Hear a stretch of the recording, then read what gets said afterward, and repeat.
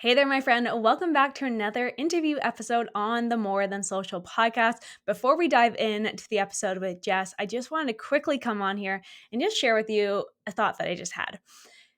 As entrepreneurs, I think the funnest thing about running a business, kind of fun, but also kind of scary, kind of overwhelming, kind of all the things, it's that constant opportunity to evolve.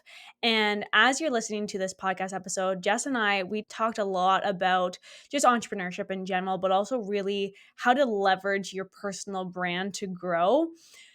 What I really loved about it though was the opportunity to actually evolve, the opportunity to actually change, the opportunity to actually pivot within your business when you feel like the time is right.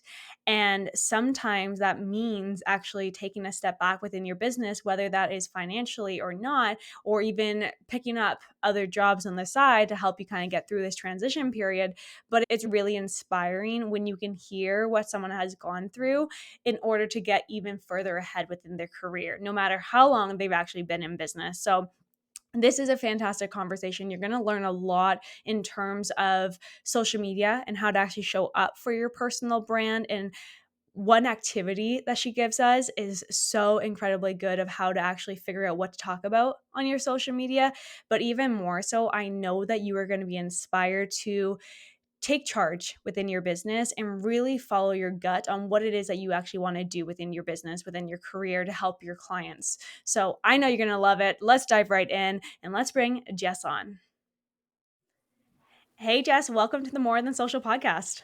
Hey, Lisa Ann, thanks for having me. Of course, I'm so excited to dive in all things branding, books, and everything, because honestly, that's a future goal for me. So I'm excited to kind of pick your brain on that side of things. But before we dive in, give our listeners a quick insight into who you are and how you started your business in the first place. Sure. Well, I'm excited that's one of your goals. I feel like something I've heard over and over since I've entered the book world is that everybody has a story and it's just a matter of time until people are ready to share theirs. So hopefully this helps people that are listening as well.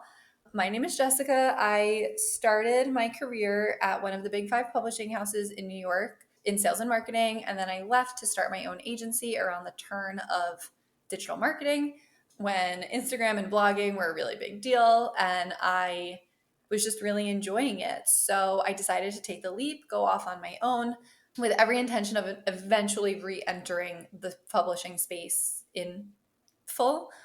But between then and now, I have started my career working with small businesses, most of which were independent bookstores, helping them build their online presence and their social media, which was really fun based on my history in the houses and also as a reader and helping the indies sort of keep their lights on online.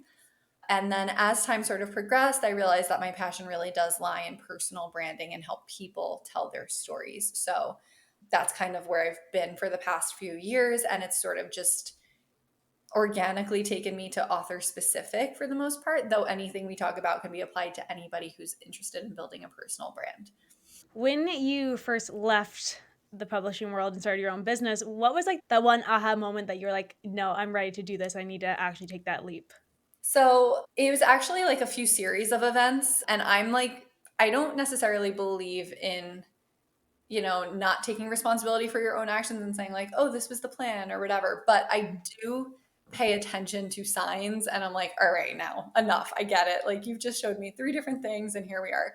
The first is I come from a family of entrepreneurs. My dad always worked for himself. My grandfather's both. My mom had a business. And the family joke has always been that I'm the person who would be a boss. I don't, I force my siblings to get me water and do all this stuff. Like I'm just not really great at being on somebody else's time. So I think deep down in my heart, I always knew there was some sort of entrepreneurship in me. I didn't know what it would manifest into.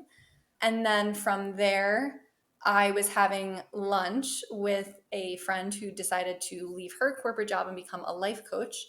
And I was telling her just about like my blog and things like that. And when she was asking me for advice on her marketing, I was like, see, I like really enjoy this. Like, I think this could be a career. And she genuinely believed it already was my career of helping individuals. So I'm like, okay, my life coach friend thinks that this is already what I'm doing. Like, good to know. And then I had lunch with a different friend who was visiting, and she was like, do you mind if I double up and bring a different friend with me? Like, I only have a little bit of time. So she brought another friend and literally said to the two of us, the reason I wanted to double up with you two is because you're so good at marketing, me, on social, and she is trying to start a brand. Like, can you help her? And I was like, okay, let's talk about this. And I went to my parents first, and then I went to my HR, and they were not ready to really bring social in as a full-time role yet. And they pretty much told me, like, if this is what you feel your calling is, like, go be great. And when you feel you've done it, like, come back, like, I don't know that anybody in, publishing is a slow moving dinosaur. A lot of people who are on social are early adapters. And I don't necessarily know if they really believed it would be an industry within an industry, let alone a role, like Mm-hmm. it's not a role, it's another industry. So I don't know that that was already seen. The way the conversations went is I felt safe leaving, knowing that if I misjudged, a job would still be there for me to return. That's nice. And it's like, I remember when I was in school for marketing, digital marketing wasn't even a thing. Like, it wasn't a whole course or anything. Like, it was a No, small elective that you could take. And it's like, really. it is wild now to see how far this has actually gone. It's like, okay, so you started with blogging. Were you blogging, I guess, while you're working at the publishing company? And then was that like Yeah, a personal blog you were doing? it was totally, I was part of that like age of lifestyle bloggers where they're Yeah. like, oh, look at my shoes and the book I read and this vacation I went on and this meal and all the things. Which is good though, because you're like an OG. You started, Exactly. I you grew never with it. really did seriously. Like I never like marketed the blog, but I like long form creative writing, so it was a Mhm. fun entry into the digital space, I guess.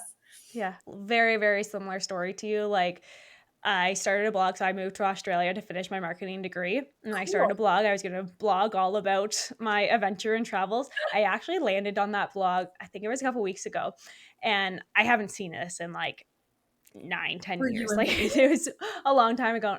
I think I wrote 3 blogs, and then I just stopped. Yeah. I was like, "What actually happened with that?" And then I started another blog on fitness stuff, and I just, like, I was dabbling into it, but I never imagined how much it could actually impact my life. Like, I started that, then I got a corporate job, and then I left corporate, and here I am today. But it's wild how impactful the internet has been and how much it has changed. Now I'm very curious, the publishing company that wasn't open to social media, they didn't think it was going to turn into a thing. Are they on social media now? Oh, they're so good on social. They're Okay. actually amazing on social. But before we go there really quick, I need to know, like, do you also think it's so cool though, like the blogging and everything else from, I'm assuming we're around the same age, just from like college and stuff, but we had to code, we had to teach ourselves all of these back end tools. And it's no shade to creators or influencers of today, but it's very different than uploading a video or even editing a video. I feel like we had to do so many things that are So many. now individual roles. And I think that it is very humbling for us that we have literally experienced almost every role on this spectrum before landing on what we're doing now. Which is cool because it's given me so many opportunities to figure out what I actually like and don't Me like. too. Yeah. It's cool to see how it's evolved, but it's also sometimes, and I don't know if you can relate to this, but sometimes I forget where I came from. Like, I forget what it was like in the very beginning because I was kind of learning as I was going, but it's like it's been so long that I'm like, how did I actually feel when I did this first? Or what did I have to learn? Like, I'd forget, and I feel bad that I kind of forget some days, but it's like I need to have those conversations to literally pull it out of me. But I remember with my blog, this was actually when I started.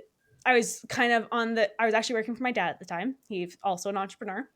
And I was like, this is perfect. I'm in an office all day. I can write my blog all day and learn and figure all this out.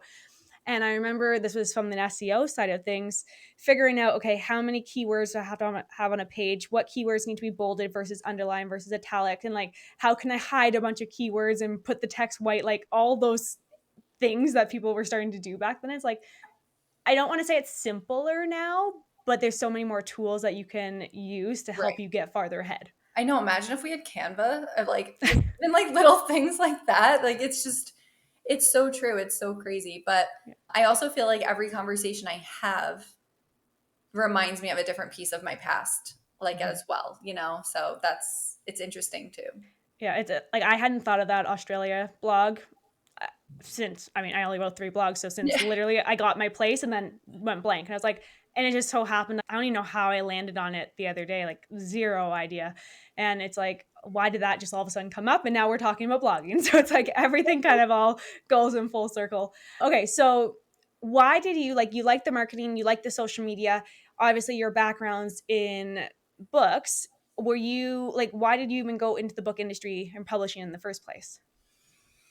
I am a firm believer in it's not only who you know, but it's also what you know. Like, I know people are always like, oh, it's who you know when you're looking for a job. And I do believe Mhm. that is true because it was a connection to, it was networking. I'm a big networker, love to network, even before I knew it was like called networking.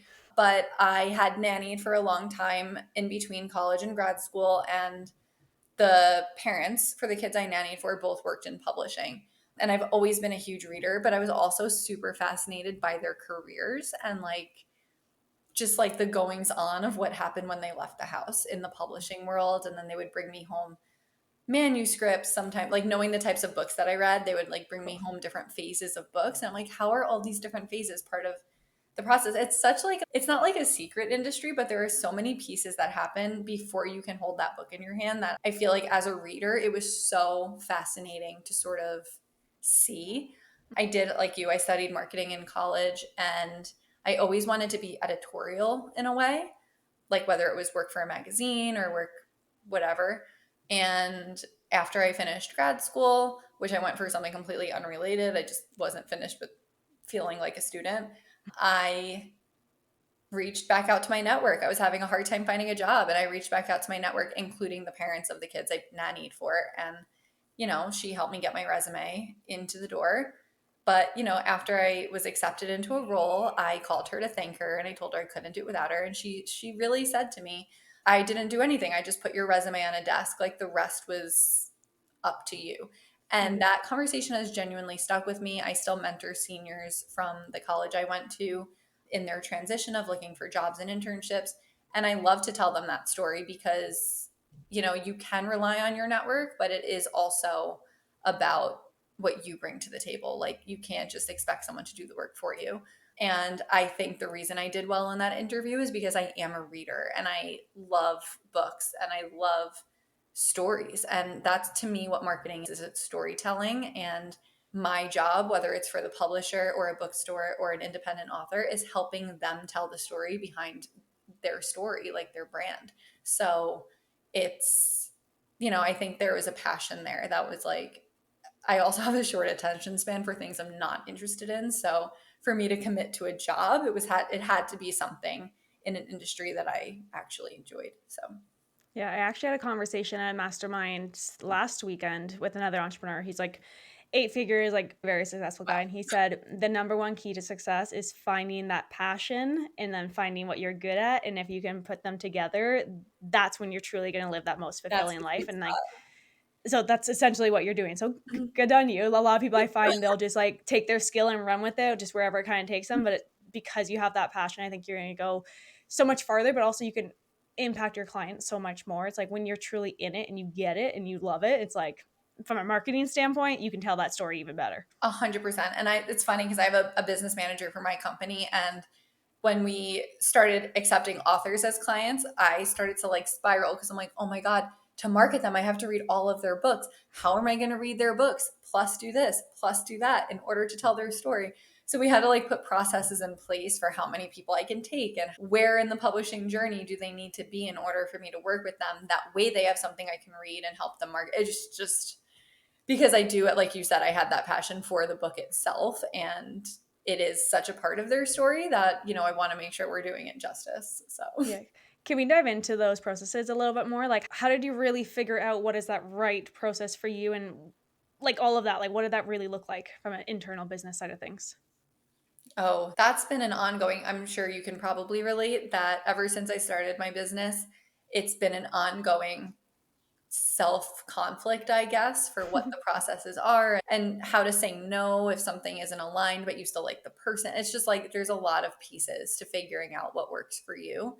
I will say that for me, the biggest thing I could have done is hire the person that I was just talking about, my business manager. I hired her last June.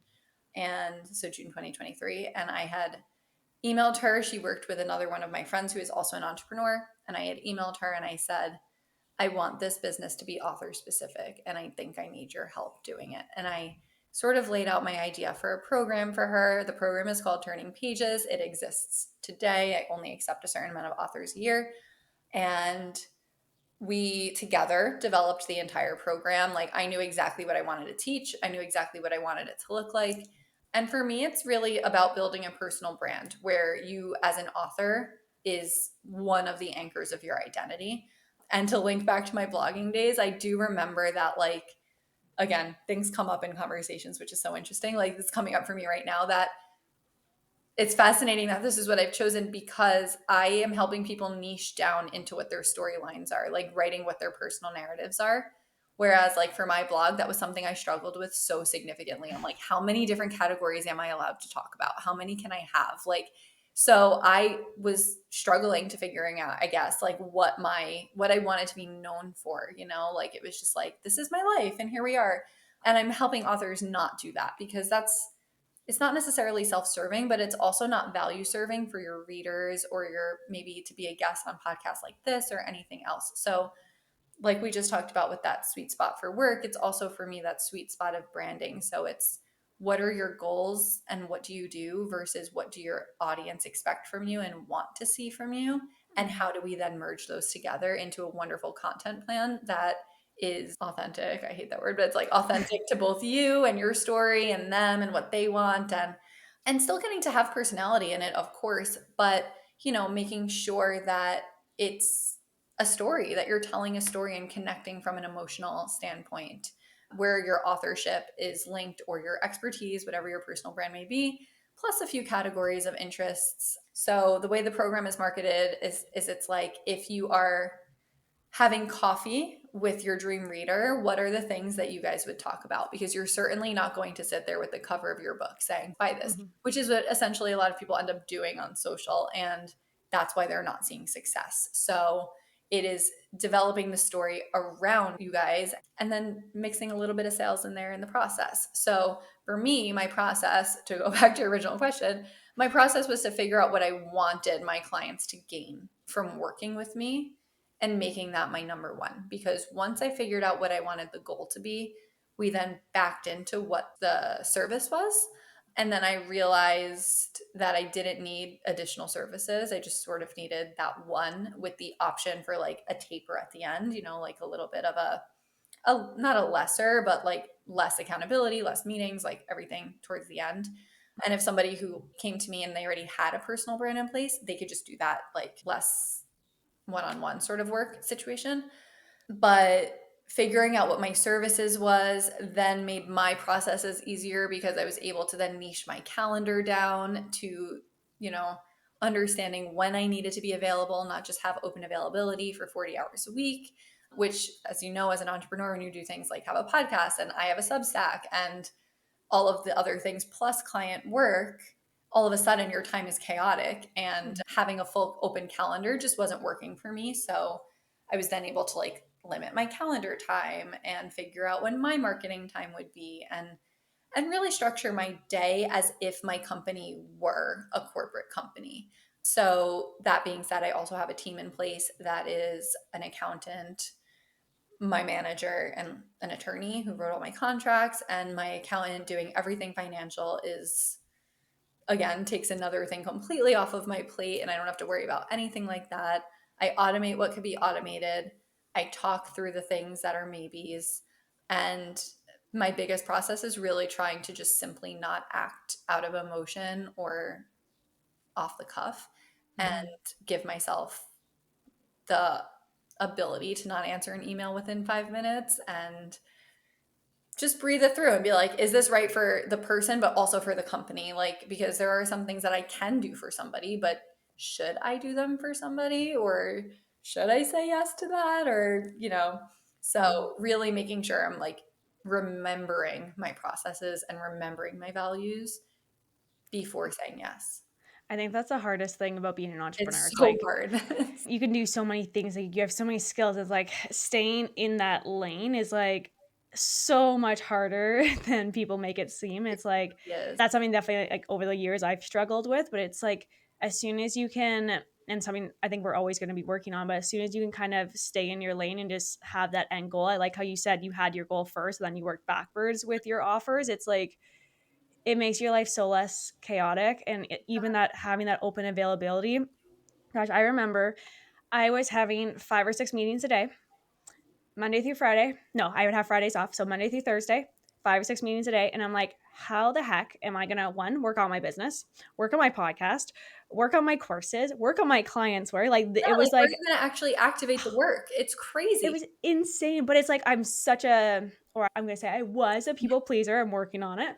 It's like, I wanted to help and give and give. And it's like, when you get into that point of entrepreneurship, you're like, I want to help and I want to give and I want to make my clients put them up as high as they can possibly go. It's like at a certain point, you're pushing yourself down and down and down. And then that burnout, all the cycle happens. And it's like, It's so true. as soon as I structured my calendar too, it was like game changer for me. But I liked how you said, think of your business as like a corporation. You don't have to be in a corporation. Like, I don't know if you are a corporation or not technically, like I am, but I wouldn't classify myself as a corporate person, but it's like still running your business. I feel like that's how you're going to be able to grow, serve, impact, but also still have the freedom that I feel like as entrepreneurs, that's kind of ultimately what we're trying to do at the end of the day. I couldn't agree more. And I think too that a mindset shift I've had to work on for myself is to get my clients to that position you just talked about, where getting to them that highest point and really letting them shine. I have to stay in my lane. I have to be like the best at this one thing that I'm offering, like, and not defend it, not have to like oversell it. And sometimes I literally have to talk myself through it, where I'll make it the background of my screen, or things like that, where it's like, it's not my job to be your publicist. It's not my job to be your content creator. It is not my job to like activate the brand that you and I work on together. Like, that is your job. And I have to talk myself through it Mhm. sometimes to be like, no, I'm not writing your blog. Like, that's not what we do here together. This is not it. But for us to be so good at the things that we're trying to be good at, by then saying yes to everything else, we are diluting our own worth essentially for what people Yeah. are So asking of us. when you made this shift, did you have a setback in your business at all, like financially or anything like that? Like because you were starting to say no, like what did that look like on the back end? Yes, I did. I had a pretty significant financial strain last year, because I was letting contracts expire. And I had to keep telling myself, like, it's for the good of the business, it's for longevity. I kept my eye on the prize. And again, my manager and I, we really set high goals, but we also, I don't know, it felt really good having someone to do them with, because I didn't want to let her down either, in the sense where like I would be somebody in the past who would negotiate a sale or something just to like get the person to sign.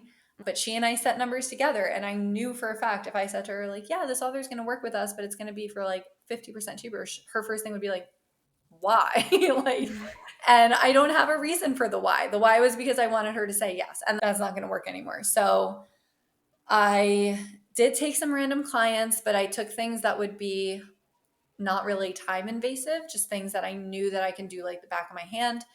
And aside from that, I dedicated all of my time and all of my resources into rebuilding my name in the publishing world. I reached out to old colleagues and I had coffee with them. I reached back out to those parents that I had talked about. I reached back out to them. I reached out to my old boss from my first job. I started a Substack, and before I even had like my own post made, I reached out to other Substackers asking to do guest posts. I built my own website, even though I'm not a website person, and I hated the way it looked, but it existed, and I just sort of got really scrappy with it.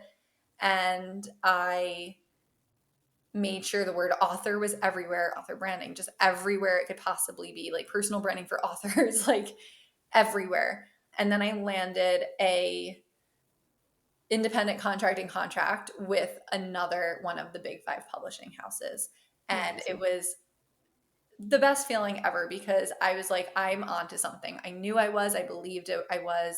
It was worth the few months of like scarcity. And I try really hard to not have a scarcity mindset, but like it was really hard watching like very few dollars come in and a lot of dollars go out like on a regular basis. So that felt really good. And though that payout didn't happen for a few months later, it felt really good to be working with a team again and sort of having their name behind me, like saying like, oh, one of her clients is this publishing house. She came from this publishing house. Authors were a lot more easy to like, they were more inclined to trust me after that, like seeing my alignment with the bigger houses. And, I would go to local bookstores, I would go to libraries, I would go to author talks, introduce myself, say, like, follow them on social media, let them see what I was posting. That way it would be, very conversational. So by deciding it was time to niche, I had to let go of a lot and it did cause a lot of strain for me.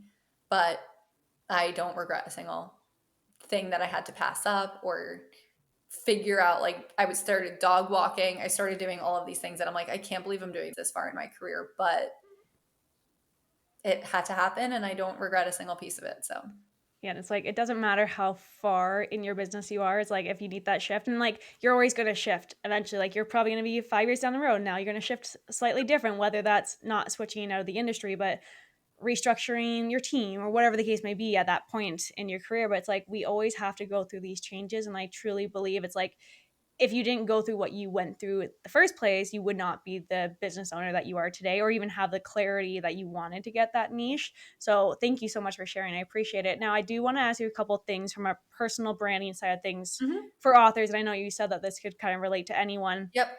A lot of our listeners, they are building that personal brand. They are the face of their business. Like people are looking at them as that expert.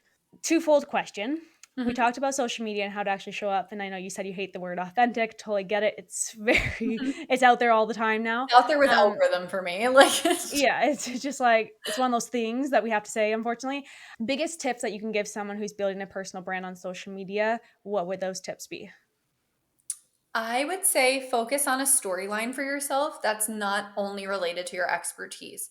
The second people feel that you're like, I think right now on social, people are so interested in pulling back the curtain. Like, Mhm. they're more interested in, I mean, I'm an optimist and I'd like to say this isn't the case. Like, you want to give people the benefit of the doubt. But more often than not, people are feeling duped or scammed, or especially if you're a service based provider or the face of brand of a service based business, telling people all the different things they can do to make more money or whatever, that's not going to really work for them. They need to see that you're a real human being and that people connect through relationships. And if you think about what you talk about at your dinner table or with your dream follower, that is to me like, well, you would want to be the subject of conversation at your dinner table. So that's like, your business should be that. I texted my sister the other day saying I ordered from this company for sales and I can't believe I ordered it on Monday and now it's Wednesday and it's out for delivery. So like, it was an investment that I made, but at the same time, if this small business has this great of like service, I would rather support them than support like one of the bigger stores. So like, Mhm. how do you make your business be talked about like that? And it's, that's like kind of what your goal is, in my opinion, with a personal brand, is making your business be talked about from an emotional standpoint. And the way that I recommend doing that is picturing your social media as a one to one conversation, not a one to many conversation. And I like to name the person I'm speaking to and say, oh, I need to tell Lisa about the way that I just made my coffee this morning. Like, I think she's really going to like it. And post from that perspective. And think about the things that you and your dream follower, dream subscriber, dream customer, whatever your business is, your dream reader, think about what you guys have in common and pick a couple of topics that you can really build with them on. So, for me, my business is branding. I don't always talk about branding. I talk about books. I talk about balance. It's a big thing for me to be balanced in work and life. Like, I do not live to work. I enjoy my mornings. I enjoy my personal time.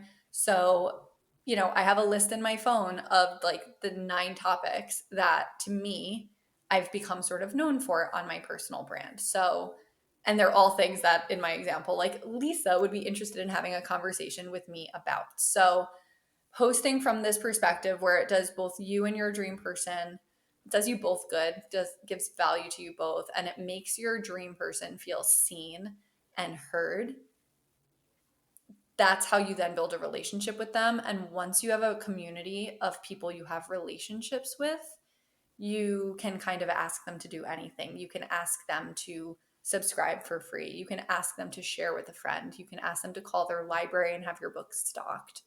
You can even ask them to buy something because at this point, all they're going to want is to support you and to see you succeed. So instead of always focusing on growth and focusing on sales, I recommend focusing on the fact that even 300 followers is 300 individual relationships that you can build off of, and really shifting your mindset over to having conversations with them on like minded issues. Yeah, I like that. And like, even if you think about it, okay, I always say this to my clients if they're stressed about, oh, I don't have 10,000 followers or whatever the case may be. I'm like, okay, if you had an event in person and you had, A room with yeah, let's say 10,000 the people. 300. Yeah, if there's 200 people there, you're gonna be like, wow, that's amazing. But Right. it's like, as soon as it's on social media, it's like, oh, it's only 200. It's like, there still are people. So it's like we get so caught up in this number game. And it's actually funny. I posted the other day, I had awful food poisoning and I had so many people reach out just checking in on me and if I'm okay and etc. I'm like, this has nothing to do with digital marketing. I have food poisoning. So it's like But they you care can, about you. So of course yeah. they want to make sure you're okay. And it's like we get so caught up in showing up as that expert. So how do you show up as that personal brand but still sprinkle in that expertise? Like do you have a rule of thumb like every 5 posts or like what do you kind of recommend to your clients? I tend to recommend that's one of your buckets. So I still operate on like old school social practices of having your content pillars, and like maybe three of your personal categories exist, but expertise is also one of those categories. Like for me, my category is just called work and it just weaves in as it weaves in. But at the moment, I'm not trying to sell, so I don't feel that urgency. It's easier for me to incorporate in stories. But I think my rule of thumb is typically for every 5 posts, one should be a sale and four should be. And that doesn't mean that your community building posts don't have to be your expertise. It just means don't ask for something from your clients or from your followers. Just share a fun fact, share research you've done. If you are a founder and you're building the face or you're building your company and you're the face of your brand, maybe show what a day in your life looks like. That's your expertise. Or maybe show if your dream follower is somebody you would connect with over interior design, how are you setting up your storefront or what does your office space look like, and really getting creative with those ways that you can connect from an expertise standpoint.